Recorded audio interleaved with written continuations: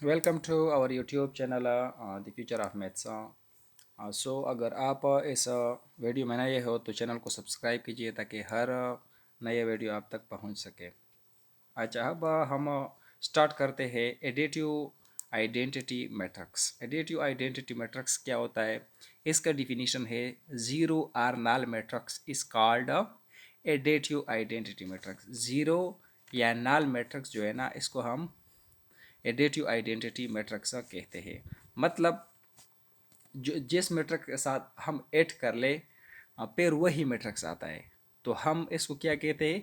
Additive identity matrix. सही है। Additive inverse of a matrix. Additive inverse of a matrix क्या होता है? उसका डिफिनीशन है if A and B are two matrices. हमारे पास ए और बी जो है ना, दो मैट्रिक्स है ऑफ द सेम आर्डर, और उसका आर्डर जो है ना वो सेम है। And A plus B is equal to B plus A which is equal to zero. अगर हम ए प्लस बी कर ले या बी प्लस ए कर ले, इससे ज़ीरो मैट्रिक्स आ जाए तो हम कहते हैं कि then A is additive inverse of B. तो हम फिर कहते हैं कि ए जो है ना ये बी का एडेटिव इनवर्स है। सही है। दो ऐसे मैट्रिक्स का अगर हम ए प्लस बी कर ले या बी प्लस ए कर ले, उससे ज़ीरो मैट्रिक्स आ जाए तो हम फिर के क्या कहते हैं कि ए जो है ना ये एडिटिव इनवर्स है ऑफ बी के। आगे हम इसका एग्जांपल कर लेंगे और प्रूफ भी फिर आपको क्लियर हो जाएगा। अब हम चलते हैं एक्सरसाइज की तरफ। एक्सरसाइज 1.3 में फर्स्ट क्वेश्चन है। एक्सरसाइज 1.3 में फर्स्ट क्वेश्चन है। वो कहता है कि let A and B be 2/3, मतलब ऑफ ऑर्डर 2x3। कहते हैं कि ए एंड बी जो है ना वो 2x3 मैट्रिक्स है। मतलब 2 column and 2 row and 3 column है ए एंड बी में। And C and D be एस 2 स्क्वायर मीन्स 2x2। कहते हैं कि सी और डी जो है ना ये 2 स्क्वायर मैट्रिक्स है, मतलब 2x2 मैट्रिक्स है। Which of the following operation are define. अब कहते हैं कि चेक कर ले कि कौन सा ऑपरेशन डिफाइन है for those which are define the given dimension of the resulting matrix. First part है, फर्स्ट पार्ट उसमें कहते हैं कि ए प्लस बी डिफाइन है। ए प्लस बी जो है ना उसका मतलब ए प्लस बी एडिशन डिफाइन है इन दोनों के दरमियान। सेकंड पार्ट में कहते हैं कि बी प्लस डी डिफाइन है। एंड थर्ड पार्ट में कहते हैं कि 3 ए मतलब 3 से ए मल्टीप्लाई कर ले, पेयर मनफी कर ले, और सी को 2 से मल्टीप्लाई कर ले, मतलब आपस में मनफी कर ले, ये डिफाइन है। फोर पार्ट में कहते हैं कि सी को 7 से मल्टीप्लाई कर ले, पेयर डी को 2 से मल्टीप्लाई कर ले, पेयर आपस में 8 कर ले। अब हमें चेक करना है कि ये पॉसिबल है या नहीं। सही है। हम सॉल्यूशन की तरफ चलते हैं। इसका सॉल्यूशन है part first, A plus B is possible. A plus B possible है। Its dimension or order is 2/3 or 2x3। देखो देखो, ए प्लस बी जो है ना ये पॉसिबल है। क्यों पॉसिबल है? एडिशन में हमने टू कंडीशन पढ़ा था कि उसका ऑर्डर जो है ना सेम होना चाहिए, और मतलब ऑर्डर जो है ना एडिशन में ये सेम होना चाहिए। और यहाँ ए का जो ऑर्डर है वो 2x3 है। सही है। और बी का जो ऑर्डर है वो 2/3 है, सेम है order, so addition is possible. सही है। आपको चेक करने की ज़रूरत नहीं है, सिंपल है। मतलब मैट्रिक्स नहीं दिया है, सिंपल कहते हैं कि ए का जो है ना 2x2/3 ऑर्डर है और बी का जो है ना 2/3 ऑर्डर है।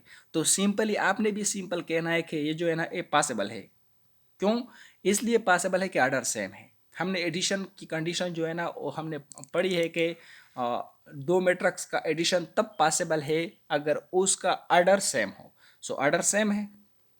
अब हम सेकेंड पार्ट की तरफ चलते हैं, बी प्लस डी। देखो, बी की जो ऑर्डर है ना ओ 2x3 है, और डी की जो ऑर्डर है ना ओ 2x2 है। ये पॉसिबल है एडिशन? नहीं, एडिशन पॉसिबल नहीं है। देखो, बी प्लस डी पॉसिबल नहीं है। क्यों नहीं पॉसिबल है?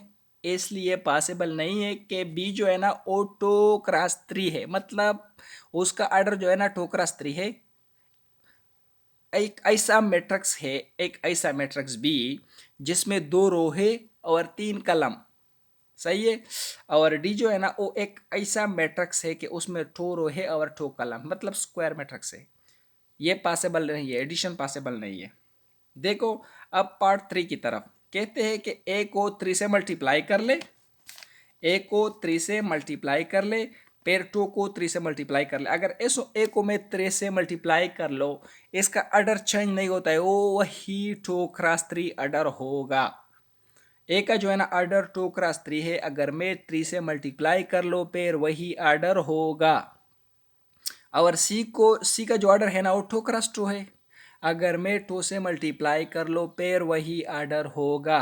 ओके, अब जो है ना सब्ट्रैक्शन पॉसिबल नहीं है। क्यों नहीं पॉसिबल है? क्योंकि ये 2 क्रॉस 3 है, ए जो है ना 2 क्रॉस 3 है और सी जो है ना वो 2 क्रॉस 2 है, ऑर्डर सेम नहीं है, इसलिए सब्ट्रैक्शन भी पॉसिबल नहीं है। ओके, अब हम पार्ट 4 की तरफ चलते हैं। देखो आपको जो है ना पहले मल्टीप्लिकेशन, आप मल्टीप्लिकेशन न कर ले, इन्हें देखो सिर्फ सिर्फ सी को जो है ना, सी को देखो, सी का ऑर्डर 2 क्रॉस 2 है एंड डी का जो ऑर्डर है ना वो 2 क्रॉस 2 है। So addition is possible. क्यों पॉसिबल है? ऑर्डर सेम है। अगर सी को जो है ना मैं 7 से मल्टीप्लाई कर लो फिर वही 2 क्रॉस 2 ऑर्डर होगा। अगर डी को मैं 2 से मल्टीप्लाई कर लो फिर वही 2 क्रॉस 2 ऑर्डर होगा। So addition is possible. Okay, addition is possible if dimension और order is a 2 cross 2 or 2 by 2 or 2 cross 2। Okay, यहाँ तक समझ आ गया, सिंपल था। अगर कोई भी मसला हो तो फिर आप कमेंट में बता सकते हैं कि फिर से एक्सप्लेन कर ले, फिर मैं एक्सप्लेन कर लूँगा। अच्छा, अब जो है ना हम associative law of a matrix under addition. Associative law जो है ना ये क्या होता है? Associative law of a matrix under addition, इसका डिफिनीशन है if A B and C are any 3 matrices, A जो ए एंड बी और सी जो है ना ये इन्हीं 3 मैट्रिक्सेस है, देन एसोसिएटिव लॉ का जो मेन डिफिनीशन है वो ये है कि अगर हम ऐसा कर ले कि ए प्लस पहले बी प्लस सी जमा कर ले, फिर ए के साथ जमा कर ले, ये बराबर होगा अगर हम पहले ए प्लस बी को जमा कर ले, इससे जो रिजल्ट आ जाए फिर सी के साथ जमा कर ले। मतलब इसका जो कंक्लूजन है वो ये है, अगर हम सेकेंड एंड थर्ड को पहले जमा कर ले, इससे जो रिजल्ट आ जाए वो फर्स्ट के साथ जमा कर ले, ये वही रिजल्ट होगा अगर हम ऐसा कर ले कि फर्स्ट एंड सेकेंड से जो रिजल्ट आ जाए वो थर्ड के साथ ऐड कर ले। मतलब कोई फर्क नहीं पड़ता है इससे। एसोसिएटिव लॉ का ये जो है ना स्टेटमेंट है, is called associative law of addition. अब जो है ना एक एग्जांपल हम करते हैं एसोसिएटिव लॉ पे। एग्जांपल दिया है, ए जो है ना 1 2 3 4 एक्स स्क्वायर मैट्रिक्स है, बी जो है ना ओ बी एक्स स्क्वायर मैट्रिक्स है एंड सी बी जो है ना ओ ए बी एक्स स्क्वायर मैट्रिक्स है। तीनों स्क्वायर मैट्रिक्स है, एडिशन इज पॉसिबल। सो हम एसोसिएटिव लॉ की लेफ्ट हैंड साइड लेते हैं। लेफ्ट हैंड साइड में क्या है? A plus B plus C, A लिख लिया plus B plus C. Okay, यहाँ तक समझ आ गया। अब जो है ना ए प्लस बी प्लस सी, पहले जो है ना हमने बी प्लस सी को ऐड किया।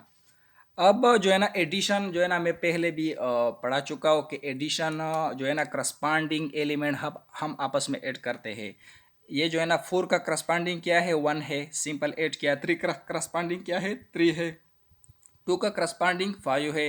1 का करस्पॉन्डिंग सिंपल 2 है। सिंपल हमने ऐड किया। ओके, अब जो है ना ये 1 2 3 4 लिख ले, प्लस ये वाला प्लस, इससे 1 plus 4 plus 1 is equal to 5, 3 plus 3 6, 2 plus 5 7 and 1 plus 2 which is equal to 3। अब जो है ना इससे एक मैट्रिक्स आया, ये दो मैट्रिक्स थे, एस का एडिशन हमने किया, सिंगल मैट्रिक्स आया। अब सिंगल मैट्रिक्स इसके साथ ऐड कर ले, ऐड किया, सिंपल। अब जो है ना यहाँ पे भी करस्पॉन्डिंग का डिफिनीशन अप्लाई होता है। सिंपल करस्पॉन्डिंग एलिमेंट आपस में अप्लाई ऐड कर ले। 1 का करस्पॉन्डिंग क्या है 5, 2 का करस्पॉन्डिंग 6, 3 का करस्पॉन्डिंग 7, 4 का करस्पॉन्डिंग 3। सिंपल ऐड कर ले 1 + 5, 2 + 6 and 3 + 7 and 4 + 3। Simple 1 + 5 which is equal to 6 and 2 + 8 which is equal to 8 and 3 + 7 which is equal to 10 and 4 + 3 which is equal to 7। अब जो है ना ये लेफ्ट हैंड साइड का रिजल्ट है, लेफ्ट हैंड साइड का रिजल्ट है। इसको एक हमने इक्वेशन 1 नाम दे दिया। ओके, अब हम चलते हैं राइट हैंड साइड से। अगर इससे ये वाला मैट्रिक्स आ गया तो फिर हम कहते हैं कि एसोसिएटिव लॉ जो है ना ये सही है। मतलब सर आप सही कह रहे हो कि अगर हम पहले a + b + c को ऐड कर ले और बाद में मतलब जो कंडीशन है ना एसोसिएटिव लॉ की, जो डिफिनीशन, हम इसको चेक करते हैं। लेफ्ट हैंड साइड जो है ना, लेफ्ट हैंड साइड इससे ये आ गया। अब हम राइट हैंड साइड की तरफ चलते हैं। राइट हैंड साइड जो है ना उसमें है, राइट हैंड साइड में a + b + c कहते हैं कि पहले a + b को ऐड कर ले, फिर उससे जो रिजल्ट आ जाए उसके साथ c ऐड कर ले। सिंपल a लिख लिया प्लस b लिख लिया प्लस c। ओके, अब जो है ना a + b सिंपल ऐड कर, करस्पॉन्डिंग एलिमेंट ऐड किया 1 + 4, 2 + 3, 3 + 2, 4 + 1, करस्पॉन्डिंग एलिमेंट ऐड किया प्लस ये वाला लिख ले। अब जो है ना 1 + 4 से 5 आता है और 2 + 3 से 5 एंड 3 + 2 से 5 एंड 4 + 1 से 5 प्लस 1 3 5 2, ये भी लिख ले। अब जो है ना ये आपस में ऐड कर ले, करस्पॉन्डिंग एलिमेंट आपस में ऐड कर ले। 5 + 1, 5 + 3, 5 + 5, 5 + 2, सिंपल ऐड किया। अब जो है ना 5 + 1 से क्या आता है 6, 5 + 3 से 8 एंड 5 + 5 से 10, 5 + 2 से 7। ये इक्वेशन 2 है, ये राइट हैंड साइड है। ओके, अब इक्वेशन 1 एंड इक्वेशन 2 से हमने क्या नतीजा हासिल किया। इसका मतलब है कि इक्वेशन 1 जो है ना वो क्या है 6 8 10 7। ओके, और इक्वेशन 2 भी 6 8 10 7 मतलब सेम है। इसका क्या मतलब है कि लेफ्ट हैंड साइड जो है ना वो राइट हैंड साइड के इक्वल आया। लेफ्ट हैंड साइड राइट के साइड के इक्वल आया तो हम लिख सकते हैं कि a + b + c is equal to a + b + c। So which is a required proof of associative law of matrix under addition. Okay, so इस वीडियो में इतना ही। अगले वीडियो में हम बाकी जो हिस्सा है एक्सरसाइज के वो हम सॉल्व कर लेंगे और फिर हम आगे चलते हैं। हमें ज्वाइन करें ताकि हर नए वीडियो जो है ना आप तक पहुंच सके। अगर चैनल पे नए हो तो चैनल को सब्सक्राइब कीजिए। सो इस वीडियो में इतना ही, देखते हैं अगले वीडियो में। ओके, अल्लाह हाफिज़।